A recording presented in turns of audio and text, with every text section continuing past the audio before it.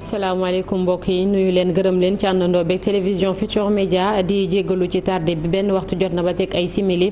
xibaaru digg bëccëg yi bokk na ci coow lii ndax Macky Sall day am du am ñetteelu mandat ak ñu bëri ñu mu tekki seen ndombol tànk fan yi ay nit yu bokk ci société civile di ci wax seenub xalaat ñoom nag li ñu jàpp mooy njiitu réew mi jamono ji li mu bëgg rek mooy doxal yoon ci biir coalition bi rawatina fexe ba kenn du taxaw naan daf koy wutu ci jamono ji lu ñuy duppee guerre de succession ci loolee sax nag jur na coow ca département bu Mbour ci diggante ay responsable yu nekk foofule ndax Cheikh Issa Sall bokk ci APR jiite agence de développement municipal moom mooy tuumal maître Oumar Youm di ministre des infrastructures ne jamono ji daal li muy ruumandaat ak li muy liggéey képp rek mooy daal di wutu président Macky Sall mu ne nag am na ay lobby yu nekk ci ginnaawam muy ay accusation yoo xamante ni ay tuuma kii di Oumar Youm weddi na ko ba mu set wecc.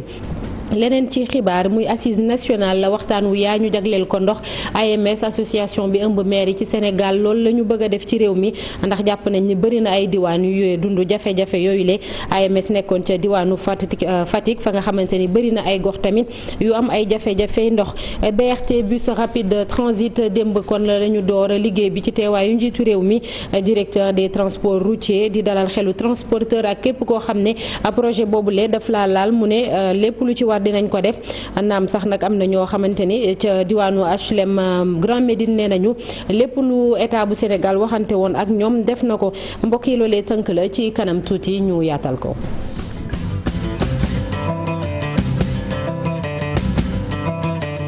ginnaaw bañ la nuyuwaatee ba noppi dégg ngeen fan yi weesu bëri na ay responsable yu nekk ci nguur gi yoo xam ne dañoo tekki seen i nombol tànk li ko wund nag bokk na ci ñetteelu mandat président Macky Sall da koy am déet kii di Moundiaye Cissé bokk ci société civile bi jiite ONG 3D moom nag li mu gis mooy président Macky Sall doxalinam jamono ji day wane képp ni dafa bëgg a doxalaat yoon ci biir coalition bi teg ci dalal xel yi ñu nekk foofule bañ li ñuy duppee guerre de succession ci biir foofule ñu gis tamit ni ci wàllum yoon teel na sax ñu ciy wax Aminata Mbaare Sow ak Pape Sangone Mbaye fan yi ñu weesu ñu nemmeeku njiitu réew mi daal dinay jëlee ci seeni poste ay collaborateur am yu gën a bëri bi ci mujj mooy Moustapha Diakhaté nekkoon ministre conseiller. mën na am nag pour bañ a tas parti am pour ba nga nit ñi bañ a commencé woon seen ambition ñu ñëpp mu dessiné ci biir parti mu wax jooju war ci am parce que dañ ci ànd ak coalition bu mag loolu tamit mën na nekk gis-gisam. bu ñu dugg ci interprétation parce que bu ñu ci duggee rek ñii dinañ ne mën na ko ñii ne mënuñu ko donc wax ji loolu la. mën nañu comprendre nag mu noppi ci gannaaw bi mu ci waxee ba pare avant élection yi yoon mën na nekk mu noppi ci pour bañ coalition am tas wala partem tas ndaxte tey lépp xam nañ ne bu waxee ne du candidat 2024 partem ay xëccoo dina am mu am lu ñuy wax guerre de succession bu mën a tas partem mën nañ jàpp ne looloo tax. Sori Kaba Moustapha Diakhaté ñaar ñooñu ne ñu jàpp ne wax gi ñu wax ci troisième mandat jiitu réew mi moo leen yóbbee li ñu am tey jilee ku jàpp ne doo ko doon ci ñoom mën nga dem sax commencé def ay collaboration ak opposition wala ñeneen mën nañ jàpp ne loolu tax mais loolu warul mën a waral mu indi doute ci Sénégalais yi. gis naa ku mel ni Moustapha Diakhaté nga xam ne moom à l'Assemblée nationale sax dafa amoon liberté de temps am na ci mu ci wax te yaakaar na ne moom tamit nee na ne président du def troisième mandat discipline de parti moo tax ñu jëlee ko fa gis nañu Sori Kaba foog naa ne wax boobu nag moo indi président bañ ko bëggul kenn ku ko imposer ci biir parti am. ñoom ñu jàpp ni débat bi jaratu ko ndaxte lu jëm ci troisième mandat jiitu réew mi joxe woon na kàddoom ba pare fi mu toll nii jaratul ñuy def ay interprétation juridique ci ndaxam mën na am troisième mandat am déet fii ci Sénégal. Mbaare Sow ci coow loolee la ñuy des rawatina ci département bu Mbour ak lim fa jur ci ay diggante responsable yu APR kii di Cheikh Issa Sall jiite agence de développement municipal moom nag dafay tuumal maître Oumar Youm mi ministre des infrastructures ne jamono ji daal lépp lu muy liggéey rek mu ngi koy def ngir wutu président Macky Sall maanaam samp ndëndam moom Issa Sall ne dafa am ñu nekk ci ginnaaw meeru Caajaay boobule di ko ngemb ngir loolee mën a antu ay tuuma yoo xamante ni maître Oumar Youm ci boppam weddi na ko ba mu set wecc ca diwaanu Mbour Abdourahmane Diallo ak Mamadou Gueye. Maître Oumar Youm place Macky Sall bi moo koy tere nelaw fi mu ne nii sax am na ay lobby yu jàpp ci xeexam boobu bu ñu sukkandikoo ci directeur général bu agence développement municipal Cheikh Issa Sall di fësal ñàkkum gëdd bi nga xam ne am na ko ci jëwrin bu yor wàllum infrastructure. ñun benn leader lañ am mooy Macky Sall ñun benn vision lañ am mooy plan Sénégal émergent ak pour deuxième mandat bi mooy liggéey ëllëg ku bugg a lorñe photo yu président di créer ay lobby di wut ñoo si àndal na nga ko seeti feneen mais mënoo ko am si Cheikh Issa mënoo ko am si waa am dem ku loolu metti nag ba nga ne Cheikh Issa xaaral ma rey ko bu lee boo nga xam ne ñun benn leader lañ am mooy Macky Sall ku bugg nag place am di ko lorñe di def say schéma di def ay réunion nocturne pour nit ñi ànd ak yow. tontu bi yeexul ndax maître Oumar Youm mu ngi jéem a teggi tuuma muy xamle ni moom ab militant buy nangu ndigal la. je suis un militant discipliné, un militant. dama di militant bi nga xam ni ku dëggu ndigal la dama di militant bi nga xam ni ku dëggu la dama di militant bi nga xam ni ku gëm njiitu réew mi la te président Macky Sall moom sax xam na li ni mel fi mu ne ni nag ci politique lañ ne lu neex waay wax waaye loolu du tee nit ki ni nga mel noonu rek ngay mel dañuy bàyyi mu sedd ne ci leneen. et puis on avancera parce que c'est ça aussi notre mission. lenn waralul seeni xëccoo ndax ku ne ci ñoom jàpp na ni moo ëpp dayoo ci département bi. ñu wax ci leneen mu ngi xewee dimanche bi la weesu muy faatub Abdou Elinkine Diatta nekkoon ab njiit ci MFDC moom mi taxawoon sax ni moom mooy secrétaire général bu mbootaay boobule kii di Innocence Tab nag am na lu mu ci xalaat nee na am na njàqare ndax dafay ragal mu gàllankoor bu baax a baax jéego yi ñu jot a def ngir jàmm dellu si ca diwaanu Casamance moom présidente au conseil dialogue social ne sax am na naqar bu baax a baax ci yëg loolu le état bi faaw ci nu mu gën a gaawee mu ubbi ab enquête boo xamante ni daal dina tax ba ñu xam lan moo xew foofulee ca Casamance. Innocence Tab Ndiaye ñu déglu ko ci micro Cheikh Diop ak Diafara Ba. man de doomu Casamance laa wax dëgg doomu Sénégal laa damay jëkk naxarlu ndax bàkken fu mu rott rek wax dëgg nañ koy naxarlu métitlu ko raw ci dolli boo xamee kooka walla ñooña man de ñi nga xam ne topp nañ ci sax parce que dégg naa ñetti ñoo fa ñàkk seen bakken xamaguma leen waaye moom Abdou Elinkine ku ñu ràññee la biir Ziguinchor koo xam ne xam nañ ko ci nu mu duggee woon ci crise bi maanaam ci MFDC xam nañ ko après nu mu xoolee crise bi ak yan bët la ko gisee xam nañ ko ci naka la bëgg jàmm ji am ci Casamance mbir mi nag bi mu amee wax dëgg nañ ko naxarlu parce que bakken rott na waaye nañ ko naxarluwaat parce que amoon nañ yaakaar ne tànku jàmm ñu ngi koy dox bi nag du di ko wax bés bu ne ci rajo yi parce que am na loo xam ne danga koy dox ba mu sotti door ko yeggal nit ñi waaye nit ñaa ngi ko doon dox waaye lii bu amee nag dafa laaj ñu taxaw xool état bi situé responsabilité yi xam ñan ñoo ko faat du tax ñu faat ko ndax problème mu village la wala problème mu MFDC la parce que loolu def ñu des wóor.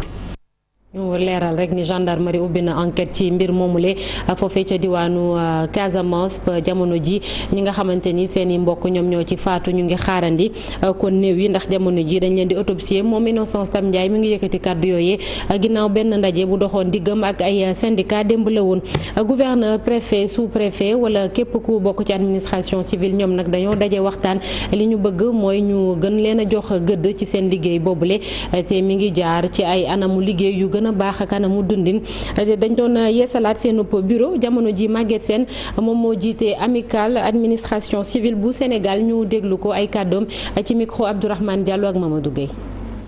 bureau bu bees nag ku ko tudd ne ay objectif ak i ambition yu bees ñu xalaat ne am na ñaari tool yoo xam ne war nañ cee bay suñu waar bi ci jiitu muy positionnement wu administrateur civil yi ci administration bi war nañ ko yokk naka jekk position bu baax la waaye jàpp nañ ne dañ ko war a yokk ndax administration bi dafa gën a moderne dina laaj ay exigence donc dañoo war gën a am benn taxawaay buy tax position boobu gën a yokk parce que ku nekk xam na ne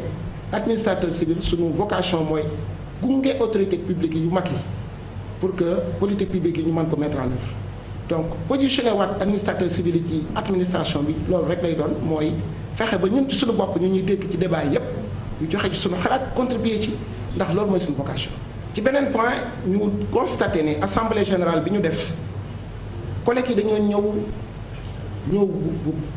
ak doole teewaay bu am solo bu takku boo xam ne bii daawuloon am ci assemblée générale yi ñu am jàngat buñ ci def ñu bureau bu bees bi mooy am na lu bari lu ñuy xaar ci amicale bi pour mu taxawu ko. ñu wax ne nag daañu élaborer benn programme d'activité boo xam ne bii dañ ciy dem pour que loolu ñu xool yan tontu lañ ci indi. ñeneen ñu am ab ndaje muy waa maire muy maire yi nekk fii ci Sénégal association des maires ñoom nag li ñu bëgg mooy def ay assise waxtaan yu yaa ñëpp bokk ci ñu waxtaanee wàllum ndox ndax dañoo nemmeeku ni jafe-jafe boo xam ne la ci Sénégal gi yëpp la muy jot ci ndox ci ni mu gën a baaxee mbootaay boobule doon jeexal ab tournée ca diwaanu Fatick ndax Fatick tamit gis nañ ni ay diwaan yu bëri daanaka jafe-jafe boobule moom moo leen la jël 8 beneen ponk it muy ñàkkum courant ci ay diwaan yu bëri foofu lee reportage Aminata Goudiaby Abdou Karim Bey.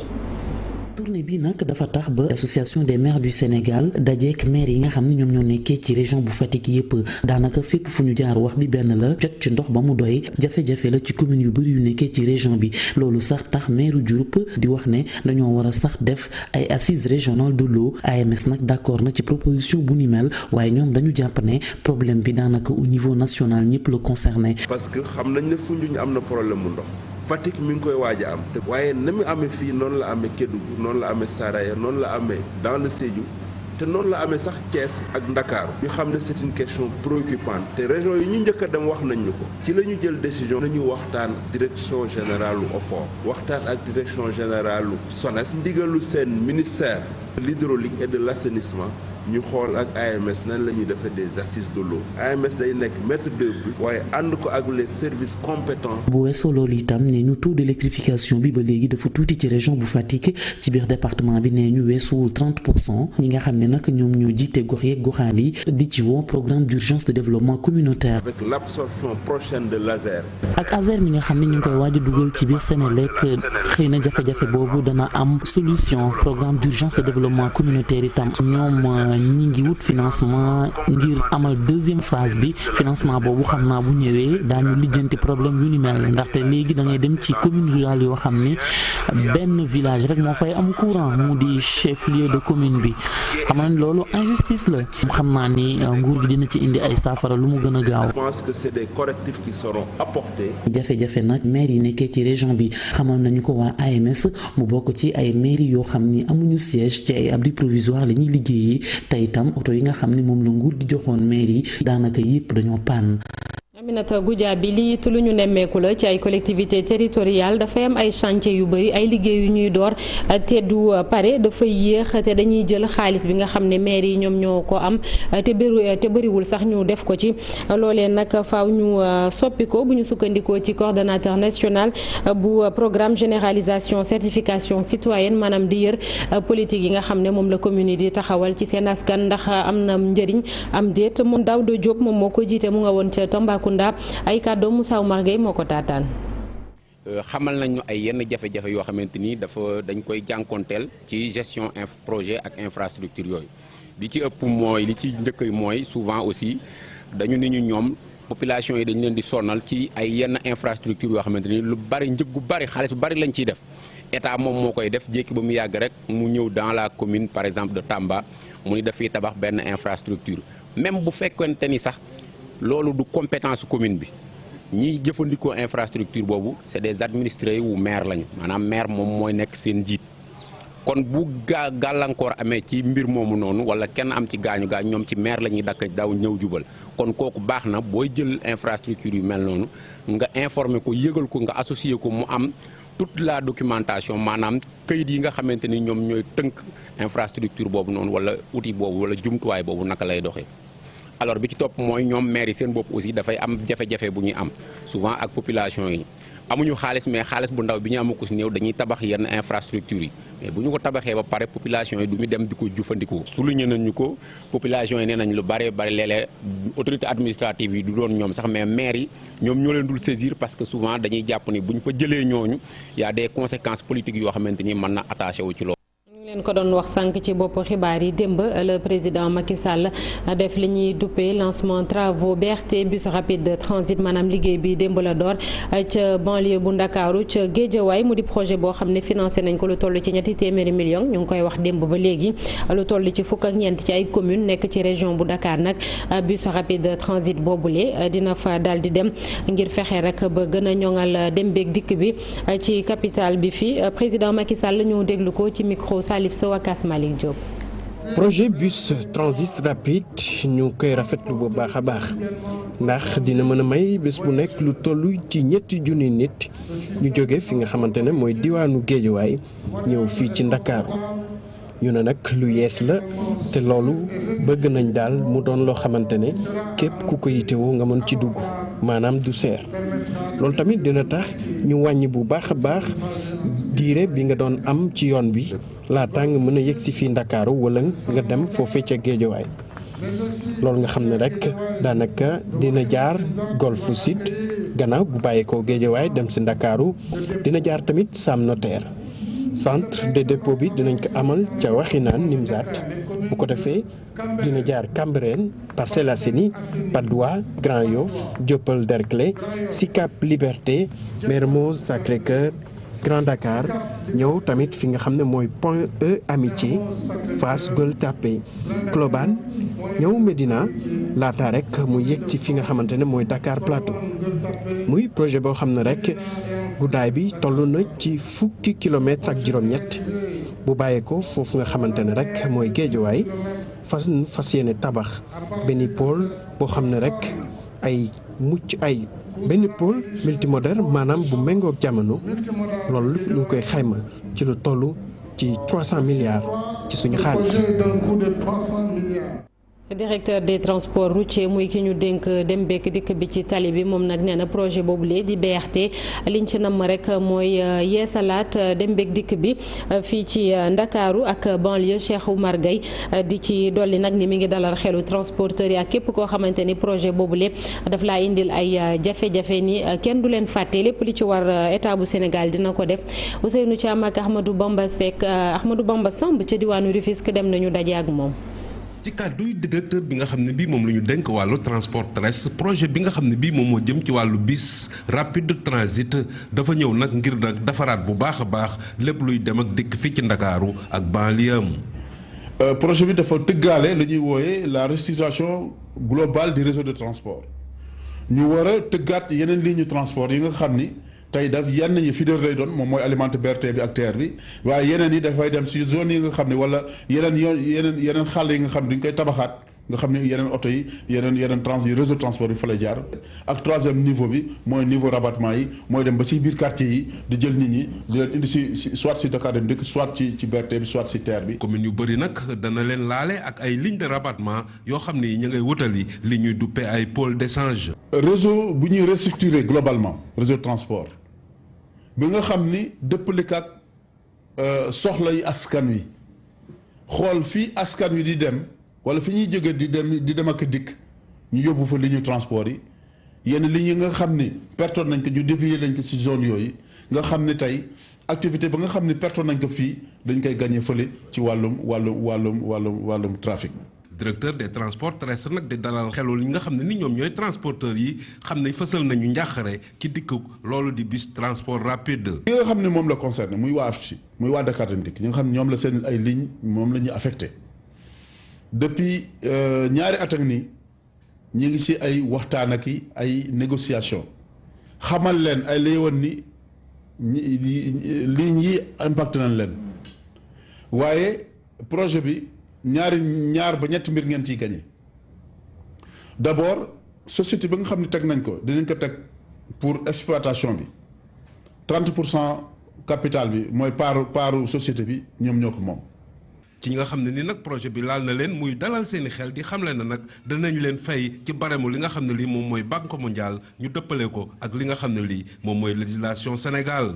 nit ñooñee ñu war a fay ci lim ay junni lañu waaye fële ca diwaanu HLM Grand Médine nemmeeku nañ fa juróom-ñaar fukk ci ay njaboot yoo xamante ni nag dañ leen fay jëlee ndax foofee la BRT bi yoon ba mu war a jaar di jàll kon foofee ñoom li ñu gis mooy état bi lépp lu mu digaale woon ak ñoom def na ko maanaam ci wàllu ndàmpaay reportage Maguette Soirée Diallo Thierno Laurent Mendy. li mu wax dafa leer ci njiite collectif bi ëmb impacté bu Grand Médine xamle na ni bu bus rapide transit bi te dëkk HLM Grand Médine ñoom ñëpp fay nañ leen. à peu près plus de 70 kër ay 74 yooyu la daal. kenn nekkatu fi nit ñi dem nañu donc vers ci ay site de relogement temporaire parce que ñoom ñëpp dañu war a dem Malika fi seen terrain yi nekk mais comme loolu pareegul donc dem nañ ci ay sites yoo xam ni temporairement quoi en attendant ñu jot leen. non indemniser nañ ñëpp fay nañ leen. ñu yóbbu leen diggante Malika ak Kër Massar impacté yi ñoom li ñu xamle mooy mbir yi fi mu mujjee baax na. ñun ñu ngi Malika Place foofu suñu site bi recasement yi foofu la nekk tuxu bi xaw jafe na jafewul ndax état bi lépp lu warloo ak ñun def nañ ko gunge nañ ñu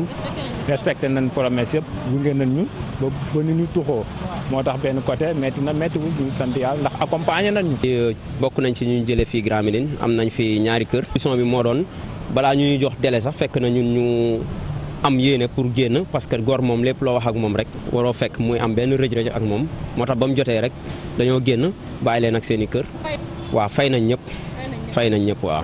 ñetti at la état bu Sénégal ak ñi dëkk Grand Médine daal di jël ngir ut ab consensus bus rapide transit ñu annoncé ko comme lu mën a saafaral jafe-jafe yi dem ak dikk bi di jànkonteel fi ci capitale bi lu toll ci 300 000 ci ñu yeewoo Ndakaaru dinañ mën a jël BRT bi. Mawlid gàmmu di gane ci àdduna Seydina Muhammad alayhi salaatu wa salaam dinañ ko amal guddik juróom-ñeenti fan ci weeru novembre mu di samedi gi ñu dëgmal waaye burda bi nag tey ji lay door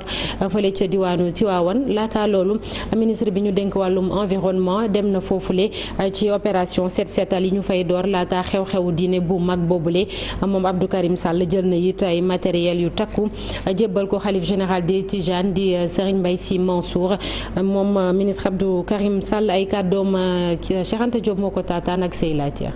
léegi bi ñu nekkee xalifa bi wax na d'ailleurs ça nous rassure wax na ci li nga xam ne moom mooy péril plastique bi pollution bi wax na ci li nga xam ne mooy alam bi wax na ci li nga xam ne moom mooy li ñuy dagg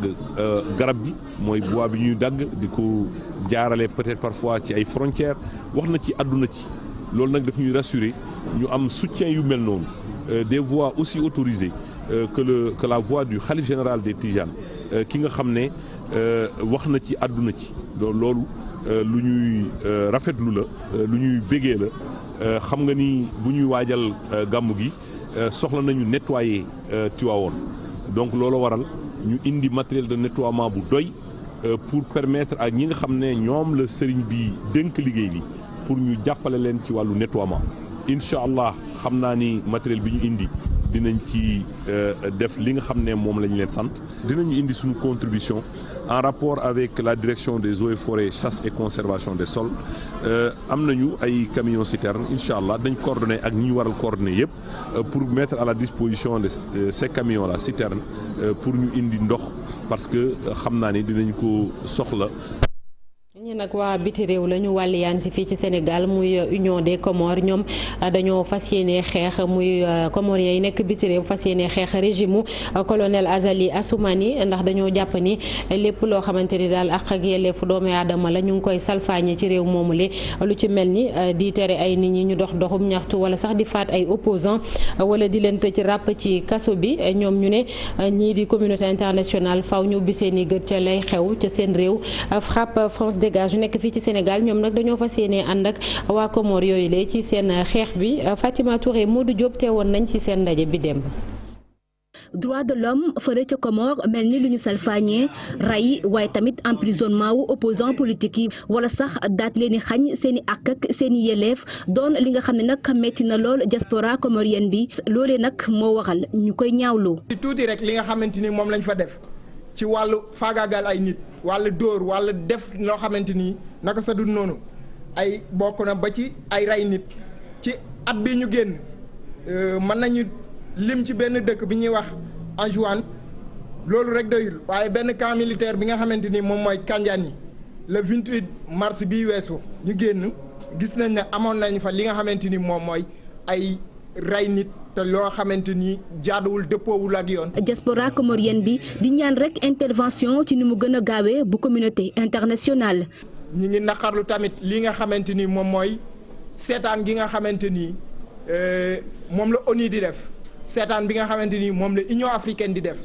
et que ñu nekk ay nit ñoo ay institutions yoo xamante ni waroon nañu mën a addu ci li nga xam ne moom mooy situation Comore ba nga xamante ni ña fay yeewoo dinañ gis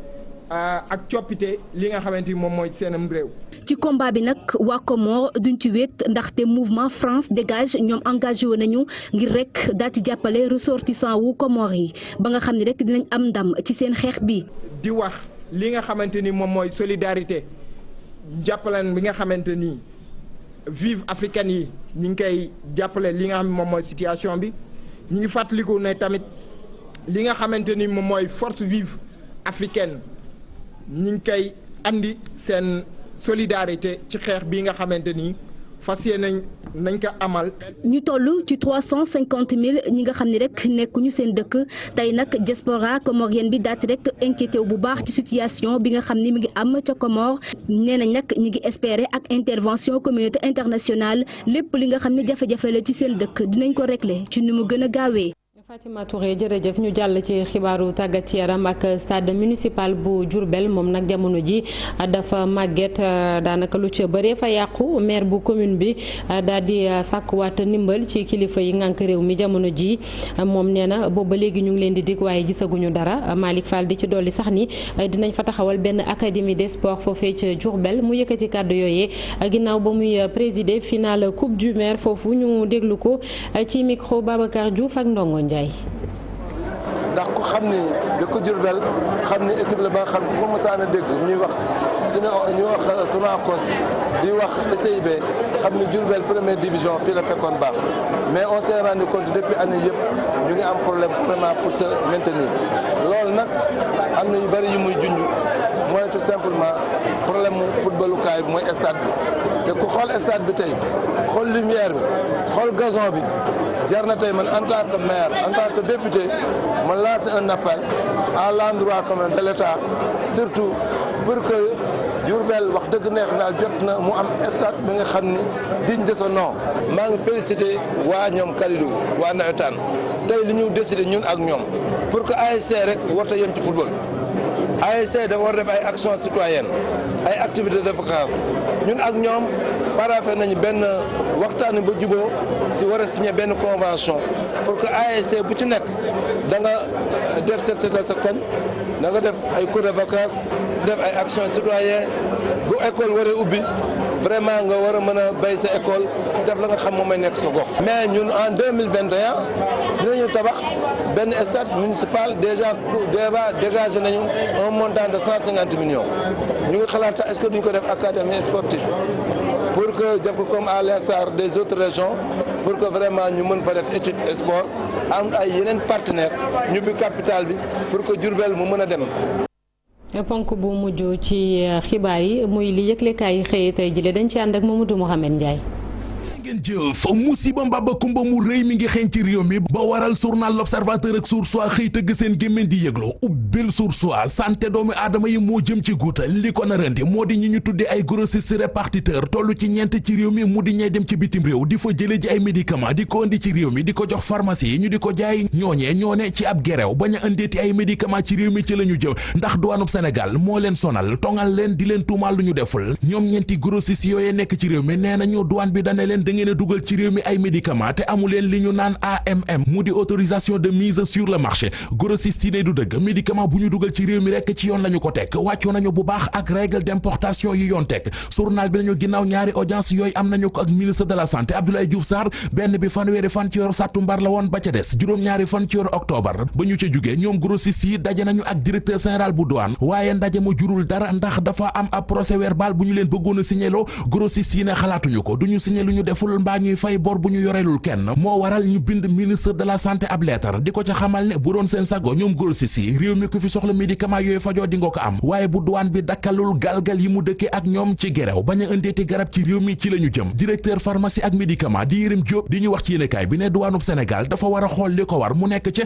te bàyyi mag li ma war lu ko mooy ay bopp dinañu rot Yérim Diop ne lu ne mënees na koo tuumal secteur privé bi ba mu des ay faux médicament ndax ñoom ñëpp ci yoon la ñu ko teg source a tegal ñu ci ne desa ñaari laboratoire yu mag di GSK ak Pfizer ñoom raxasu nañu ci Sénégal ba set wecc situation bi nag bu ñu ko lijjantiwul jël ci matuwaay ay nit danañu ñàkk seen liggéey ay nit dinañu fi feebar duñu am garab yu ñu fajoo dana jurit ay MP seen digg ak fournisseurs yi bailleur de fonds yi mën nañ fee jaare dem seen yoon li nar a gën a mitti nag moo di seetaan grossistes yi ba ñu sóobu cib geraw l'observateur nañu santé réew mi ngi bëgg a taq suuf ndax jiita ngas gu daanub Sénégal nekke ak grossiste produits pharmaceutiques yi coowal fanweeri milliards ak juróom-ñett moo nar a jaxase wér géramu askan wi moom la douane bëgg a fayloo grossistes yi nekk ci réew mi ñoom ñu ne xalaatuñu ko duñu fay mbaa ñuy signé lu ñu deful professeur Yérim Mbagnick Diop di xam ne ci biir journal bi ne bu ñu seetaanee grossistes yi ba ñu gerew fi bañ a importé ti médicament ñu bari danañu faatu ci réew mi réew jiitam di Macky Sall dàq na Moustapha Diakhaté Le Quotidien Enquête Vox Populi Walfadjri L'Observateur La Tribune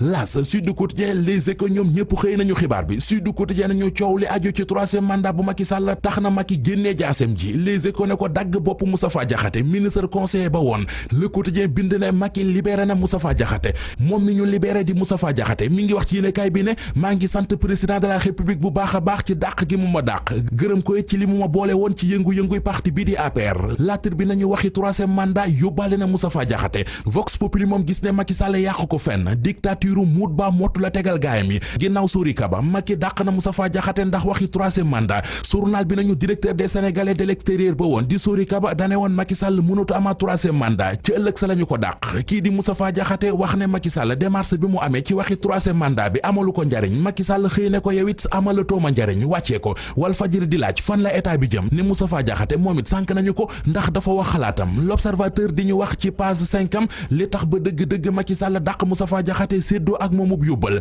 dañoo gis ne moom Moustapha Diakhaté dafa toog ci der ba noppi dëkkee xas yàpp am na lu ko tax a jóg lu mu waxul yéenekaay bi nañu première dame bu Sénégal di Marème Sall lu nekk jéem na ko lu nekk fexe na ko fu ne wax na fa ak moom ngir bëggoon a delloo si am xelam waaye Moustapha Diakhaté déglu ko moo tax Macky Sall defub décret démb wàccee ko laata mu yéeg otom di dem Guédiawaye ngir xew-xewu BRT bi mu di bus rapide transit Soleil national nañu lancement travaux yu bus rapide transit démb la woon ci Guédiawaye ci teewaayu président Macky Sall ma fa xam le ne BRT bi dina tax Ndakaaru gën a set gën a wert ak gàncax waaye it gën a attractif journal bi teg ci xamal ñu it ne BRT gi mu di bus rapide transit bés bu noppee dana transporter ñetti téeméeri junniy doomi aadama bés bu nekk ñetti téeméeri milliards mooy koppar ñu fas yéene dugal ci projet bi projet beneen bu juddu ca ndajam démb ma Vox Populi nee nañu mooy juboo gi am ci diggante Aliou Sall maire bu Guédiawaye ak Lat Diop di doomi Guédiawaye ne ginnaaw ab diir bu ñu dëkkee woon ak fantasiro ku nekk di findu ak di ñooru sa morom ci ginnaaw bi ñu juboo gi démb lañu ko jëmmal ci Guédiawaye ci kanamu président Macky Sall. jërëjëf Mamadou Mohamed Ndiaye ak yéen itam ñaanoon ak télévision Futurs Médias 19h30 incha allah dinañ leen yaatalal yeneen i xibaar fileeg boobu ñu leen di ñaanal ngeen yendoog jàmm.